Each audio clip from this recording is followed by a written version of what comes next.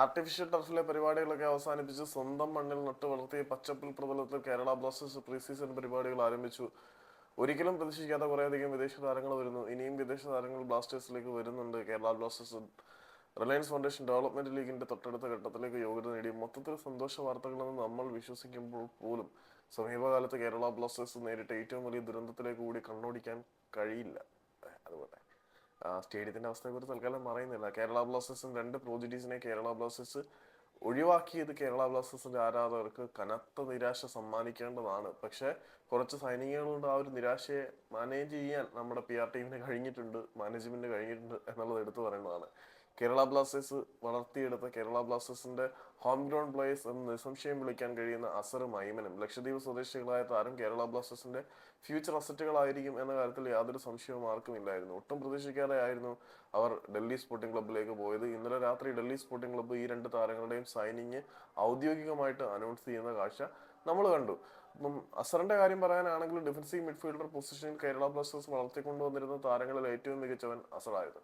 അതുപോലെ left winger പൊസിഷനിൽ ഏറ്റവും മികച്ച പ്രകടനം കളിക്കുകയും അറ്റാക്കിംഗ് മിഡ്ഫീൽഡറായിട്ട് ഏറ്റവും ഫ്യൂച്ചറുള്ള താരങ്ങളിൽ ഒരാളായിട്ട് വിലയിരുത്തുകയും ചെയ്ത താരമായിരുന്നു ഇരട്ട സഹോദരനായിട്ടുള്ള ഐമൻ.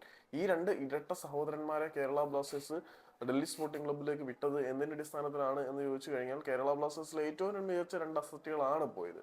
പക്ഷെ അദ്ദേഹം പോയത് തോമസ് ജോസിന്റെ തട്ടകത്തിലേക്കാണ് എന്നുള്ളത് ബ്ലാസ്റ്റേഴ്സിന്റെ ആരാധകർക്ക് ഒരു ആശ്വാസം നൽകുന്നുണ്ട്. കാരണം തോമസ് ജോസ് എന്ന പരിശീലകനാണ് അസറിന്റെയും ഐമന്റെയും പ്രതിഭയെ കണ്ടെത്തി രാഗ്യം മിനുസപ്പെടുത്തി മൂർച്ചയുള്ള വജ്രായുധങ്ങളാക്കി മാറ്റിയത്. ബ്ലാസ്റ്റേഴ്സിന്റെ തട്ടകത്തിൽ ഈ താരങ്ങളുടെ തലവര തെളിയിച്ച തോമസ് ജോസിന്റെ തട്ടകം തന്നെയാണ് ഡൽഹി സ്പോർട്ടിംഗ് ക്ലബ്ബ്. ഇപ്പൊ തോമസ് ജോസ് ആണ് ഡൽഹി സ്പോർട്ടിംഗ് ക്ലബിന്റെ ഹെഡ് കോച്ച്. ആ ഒരു ക്ലബിലേക്കാണ് ഈ രണ്ട് താരങ്ങൾ പോകുന്നത് എന്നുള്ളത് ബ്ലാസ്റ്റേഴ്സിന്റെ ആളുകൾക്ക് സമാധാനവും സന്തോഷമൊക്കെ നൽകുന്നുണ്ട്. പക്ഷേ ഞാൻ ആഗ്രഹിക്കുന്നത് കേരള ബ്ലാസ്റ്റേഴ്സിന്റെ ടീമിനെ കൊണ്ട് മികച്ച പ്രകടനം ഇടക്കാല പരിശീലകനായി സേവനം അനുഷ്ഠിച്ച കാലത്ത് കാഴ്ചവെപ്പിച്ച ആ ഒരു പരിശീലകനെ എന്തുകൊണ്ട് കേരള ബ്ലാസ്റ്റേഴ്സ് നിലനിർത്തിയില്ല, മറ്റൊരു ഈസ്റ്റർ ക്ലബ്ബ് താരത്തിനെ ഹെഡ് കോച്ചാക്കി കൊണ്ടുപോയി എന്നുള്ളതൊക്കെ വലിയ ചോദ്യങ്ങൾ തന്നെയാണ്. ഷോസിനെ കേരള ബ്ലാസ്റ്റേഴ്സ് ഹെഡ് കോച്ചാക്കിയാൽ നമ്മുടെ അക്കാദമിയിൽ നിന്നും വളരുന്ന താരങ്ങൾ കുറെ ഉയരുമായിരുന്നു. ഈവൻ കപ്പില്ലെങ്കിൽ പോലും നമുക്ക് കുറച്ച് മികച്ച അക്കാദമി പ്ലേയേഴ്സിന്റെ ബെറ്റർ പെർഫോമൻസ് കാണുന്നു എന്നുള്ള ആഗ്രഹം ഉണ്ടായേനെ.